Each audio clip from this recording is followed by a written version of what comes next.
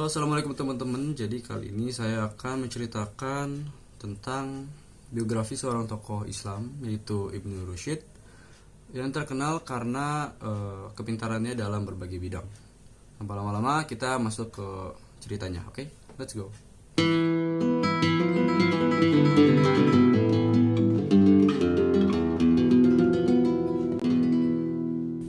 Jadi Ibnu Rushd atau nama lengkapnya Abu Al-Walid Muhammad bin Ahmad bin Muhammad bin Rushd berasal dari keturunan Arab kelahiran Andalusia.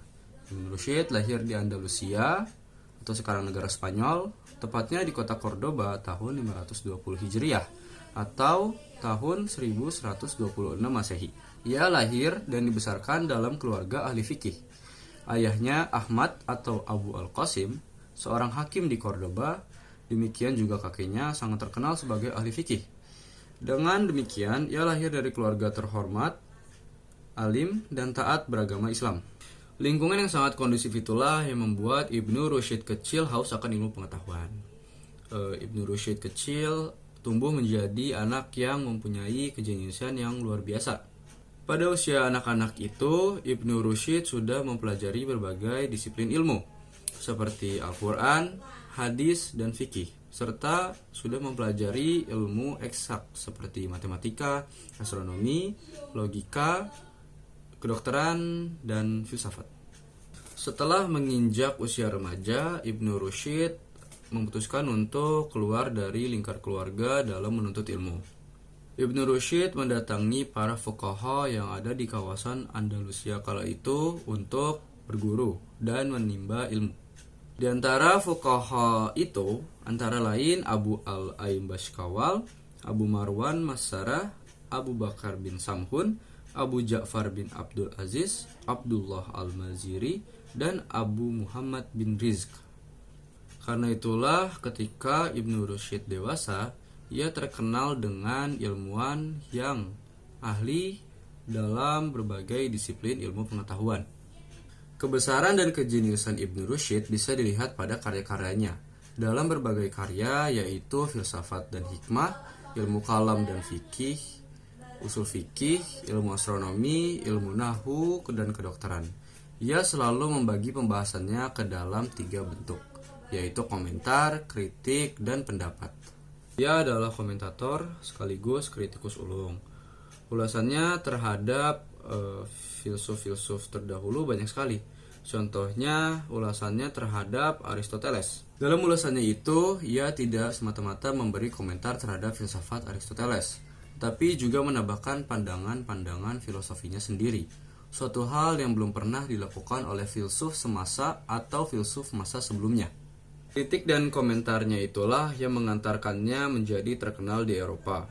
Ulasan-ulasannya terhadap filsafat Aristoteles berpengaruh besar pada kalangan ilmuwan, sehingga muncul di sana suatu aliran yang dinisbatkan atas namanya, yaitu Averroisme. Selain itu, ia juga banyak mengomentari karya-karya filsuf Muslim pendahulunya, seperti Al-Farabi, Ibnu Sina, Ibnu Bajjah, dan Al-Ghazali. Komentar-komentarnya itu banyak diterjemahkan ke dalam bahasa Latin dan bahasa Ibrani. Dalam bidang kedokteran, Abu Rushd belajar pada Abu Ja'far Harun At-Tirjali dan Abu Marwan bin Horbul. Dalam bidang filsafat, Ibnu Rushd belajar pada Ibnu Bajjah, atau nama lainnya yaitu Avin Pais. Ia adalah filsuf besar di Eropa sebelum Ibnu Rushd. Selain itu, ia juga berhubungan dengan Dr. Abu Manwar bin Zuhair dan Raja dinasti Muhawidun. Selain menjalin hubungan yang baik dan akrab dengan Ibnu Zuhair, Ibnu Rushd juga mempunyai hubungan yang baik dengan kerajaan Islam Wahidun, terutama dengan Amir ketiga Khalifah Abu Yusuf Al-Mansur. Karena hubungan dan kepercayaan tersebut, akhirnya Ibnu Rushd dilantik sebagai hakim di Sevilla pada tahun 1169 Masehi. 2 tahun kemudian ia menjadi hakim di Cordova, kemudian dilantik sebagai dokter istana Maroko pada tahun 1182 Masehi. Karena pemikiran filsafatnya yang kuat dan berpengaruh besar terhadap perkembangan pemikiran bangsa barat di penjuru Eropa, khususnya Spanyol, banyak ulama yang tidak suka dengan ajaran filsafatnya. Bahkan ada yang sampai mengkafirkan Ibnu Rusyid. Ada juga sekelompok ulama yang berusaha untuk menyingkirkan dan memfitnah bahwa dia telah menyebarkan ajaran filsafat yang menyimpang dari ajaran Islam. Atas tuduhan itulah Ibn Rushd diasingkan oleh pemerintah ke suatu tempat bernama Lucena. Tidak hanya itu, banyak di antara karya-karya filsafatnya dibakar dan diharamkan untuk dipelajari.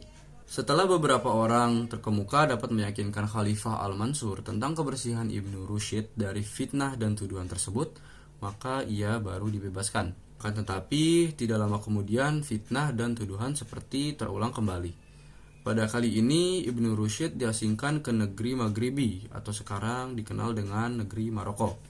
Di sanalah kemudian Ibn Rushd menghabiskan sisa-sisa umurnya hingga ajal menjemputnya pada 10 Desember tahun 1198 Masehi dan dia dikuburkan di Maroko, tetapi kemudian jenazahnya dipindahkan ke Cordoba. Ia wafat dengan meninggalkan banyak warisan keilmuan yang dikenal Barat dan Timur. Kematiannya menjadikan kehilangan yang cukup besar bagi kerajaan dan umat Islam di Spanyol. Beliau tidak meninggalkan sebarang harta benda, melainkan ilmu dan tulisan dalam berbagai bidang seperti filsafat, kedokteran, ilmu kalam, ilmu fikih, musik, kaji bintang, dan tata bahasa, serta nahwu. Jadi itulah biografi tentang Ibnu Rushd. Semoga apa yang saya sampaikan dapat bermanfaat dan dapat menjadi pelajaran bagi teman-teman sekalian. Saya akhiri pertemuannya. Assalamualaikum warahmatullahi wabarakatuh.